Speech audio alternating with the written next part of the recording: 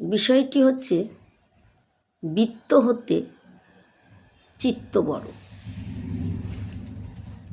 অর্থ সম্পদ ক্ষণস্থায়ী, তা কেবল মানুষের মনকে চঞ্চল করে। অর্থ বলে মানুষ আত্ম অহংকারে বড় হয়ে ওঠে, আত্মহারা হয়ে যায়, বিভ্রান্ত হয়ে হিতাহিত জ্ঞান হারায়। তারা সকলের মনের বড় হতে পারে না। পৃথিবীতে অগণিত সম্পদশালী ব্যক্তি জন্মেছেন, তাদেরকে কজন মনে রাখে?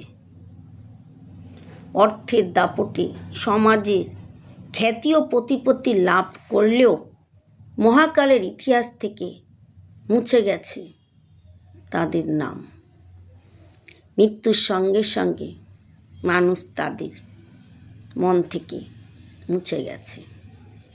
তারা মানুষের কাছ থেকে সাময়িক শ্রদ্ধা সম্মান পান শুধু বিত্তবান বলেই, প্রকৃতপক্ষে সত্যিকারের মানুষ হিসাবে নয়।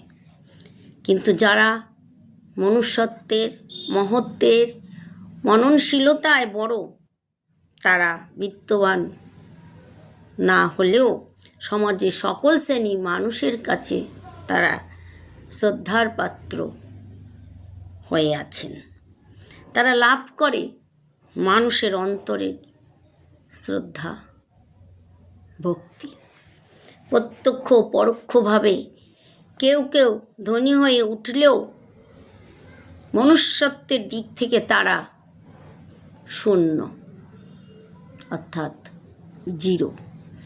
মানুষের প্রকৃত পরিচয় তার বৃত্তের ওপর নির্ভর করে না, তার কর্মের ওপর, তার ব্যবহার আচার চরিত্রগত গুণের দিক থেকে।